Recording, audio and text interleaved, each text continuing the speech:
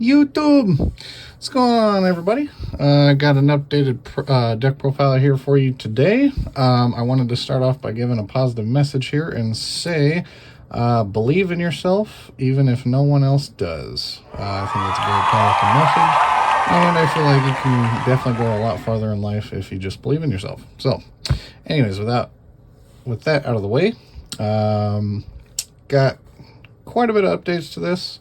And I'm really excited to share it with you guys. For those of you watching that are from Nerd HQ, we always have a blast. I always have fun at your tournament, and you guys can be prepared for this deck. So it was really exciting. The last tournament I went to, I went 2-2 for the day, but I did so very, very proudly, and the deck did very well. There was a few minor changes that I didn't realize I made, and they turned out to be like major changes. But we've got that all fixed and everything, so without further ado, we'll just get straight into the deck profile. Yeah, and hopefully if you guys can like, comment, subscribe, share your thoughts, that would be helpful. But to start off, we're going to start by playing 2 copies of Blue Eyes White Dragon. Wow. Don't need 3. 2 is just fine. You can go up to 3 if you really want to for nostalgia. You could almost get away with one of these, but to run the actual accurate Blue Eyes engine, I feel like 2 is kind of the perfect number there. Next, we're playing 2 copies of Jet Dragon. This comes up so much, just being able to, when one jet gets destroyed, especially some of the other one, and when they're both out together, which currently is very, very easy to accomplish. It's just kind of a nice board protection. So, yeah. Next, one alternative. You could definitely cut this if you want to. I just still kind of like it, being like the 3rd copy of Blue Eyes White Dragon, being able to summon a 3K body for free, pop stuff. Always kind of nice. Currently running 3 stone. I'm kind of going back and forth between 2 on this ratio, but this is what kind of gives you a play even when you don't have one. A lot of people don't realize, hey, this is going to special summon a Blue Eyes from deck. Or a Blue Eyes monster, I should say. So that's how you make it very possible to summon both jets in a turn with this card. So this card just speeds up the process. It helps recycle your hand if you need to replenish your hand by banishing it to add a Blue Eyes monster from grave to hand. Speaking of recovery, 1 Chaos Emperor Dragon of Armageddon. I cannot bring myself to ever cut this card. I feel like I say that every time. It's kind of nice interaction with Jet. When you pay the 1,000, when you place it in the pendulum scale, you can pay 1,000 to recycle a banished dragon monster. So if you banish this for recycle, you can add it right back. This is a destruction effect, so it will trigger Blue Eyes Jet Dragon as well on destruction. And then while it's in the, face up in the extra deck slot, you can banish a light and dark, special summon it, and then if it leaves the field from there, it goes on the bottom of the deck. So very, very recursion, or a lot of recursion there. And then, yeah, there's another few like intricate, cool little plays you can do with it as well. But overall, it just really fits the deck. We are playing a Dark Magician package still. I can't remember if this was actually in the last profile or not. I believe it was. This is kind of the main source of draw power. Helps bring out Dark Magician if you need to for certain plays. But ultimately, I really like this combo of being able to kind of stack your hand and activate Pot of Greed. So that's pretty nice. And then, yes, we're still on the branded portion. So 3 Albez. I used to say 2 Albez, and the more I play with 3, the more I like it, just because there's so many times you burn through Albezes, or if you go against Kashtira, they can hit, just 2 pretty easily. So playing 3 is highly recommended, plus it hits a lot of decks for extra deck fusions and just fusions in general, really. I did bump up Cartesia to 2. This is a very nice addition. Cartesia, fusing with Cartesia is still a play. Like, you just make Grange and then send, and unfortunately her add back to hand is only once per turn, but I mean, you're still gaining recursion this way. So, and she's just all around an awesome polymerization pretty much for the deck. Next, triple copies of Ash. Ash just hits everything.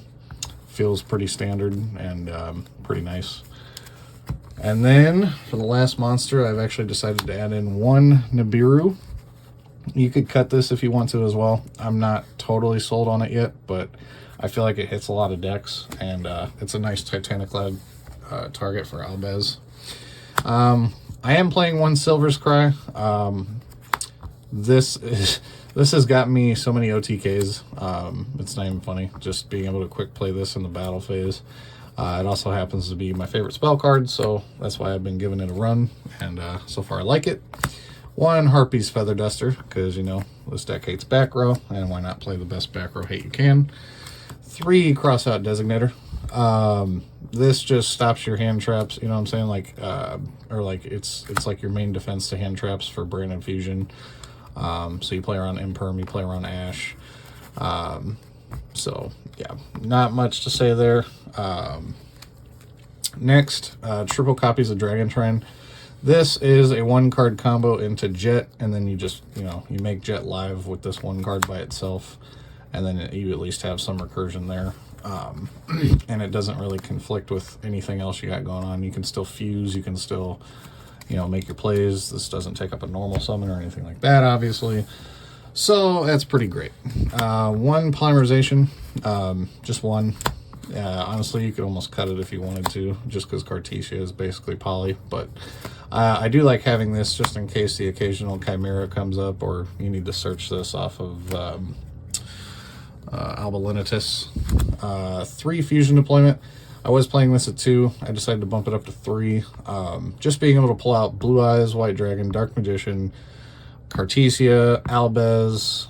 You have so many targets for this, so it seems silly not to play. And it's kind of just the best extender in your deck.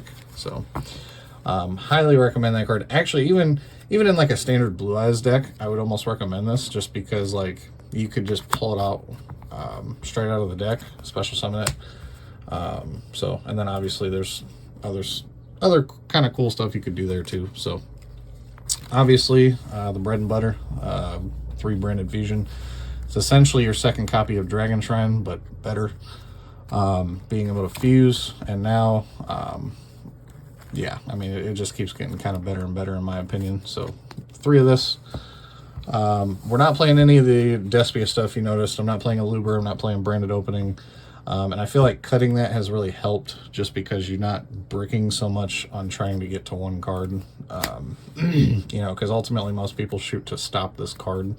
So you kind of need your backup play to be like the Cartesia or the Fusion Deployment or anything like that. So next, triple Imperm, kind of for the Designator, but also Imperm's pretty strong, I feel like. You know what I'm saying? Just being able to turn off monster effects.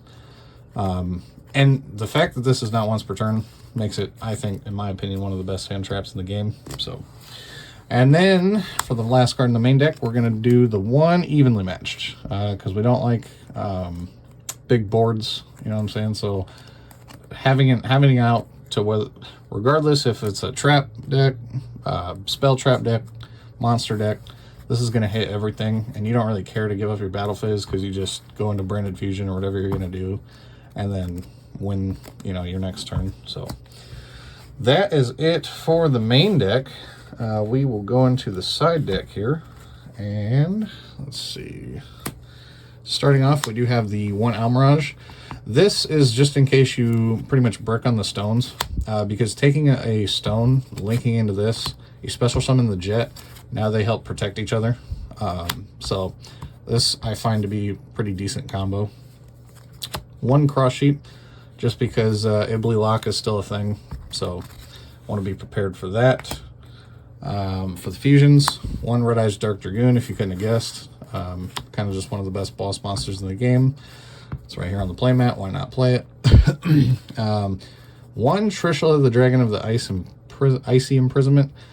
I have yet to make this card, but I think in theory this card is actually going to be kind of nice, especially like mid to late game when you have like kind of a few extra dragons just sitting on your field. You can make this by contact fusing. You banish the dragons, but you don't really care because you can add them back with Chaos Dragon of Armageddon, and then it just continues to banish cards from your opponent. So you know, if you do happen to make this like going first for free, and you can, you know, spare like the branded fusion, you know, you can see what your opponent's playing and then kind of try to play into the right fusion as well. So that's kind of the idea behind it. I just haven't had it come up yet. It's rather new in testing. One Guardian Chimera for the poly. If you cut the poly, go ahead and cut this, because you won't have the effect at that point unless you're going to play like branded in red. This very rarely comes up, but I will say that I did take it out and I like immediately missed it. I still don't think, in the particular occasions I did miss it, that it really made a huge difference having it, but there's at least once or twice that it would have been kind of nice. So one Mirror Jade. A lot of people play two. I don't feel like I've ever needed more than one, just because there's other fusions to go into and there's other stuff you can go into. Mirror Jade is probably the nicest for follow-up and, you know, the non-targeting banish slash, you know, dark or Raigeki built in at the end. It's pretty nice, but I just don't feel like I've ever really needed more than one. So, but I wouldn't argue two. Next, one Grange. There again, I've never really felt like I needed a second Grange, but it is really nice going like branded fusion into Grange, send Albalinitus, and then obviously at that point you're sending Cartesia, so you get to recycle the Cartesia, search the branded fusion.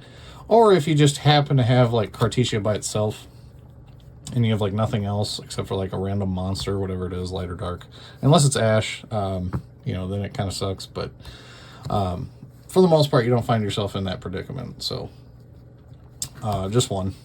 One Corderus. This is mainly just in here for the special summoning off of Grange, which is kind of rare, but like those instances where it comes up, it's really, really nice. So I would recommend the Corderus. You could play Quem. I've thrown around Quem, but like the thing is I don't think I'm playing like a committed pure variant to make Quem as good in this deck. And I also cut the Despia stuff. So to me, this is working out a lot better and a lot more free. You could play this over, or you could play Quem over this and switch something in the main. You could play them both. I don't argue either one. I just currently like how it's set up. One Albion.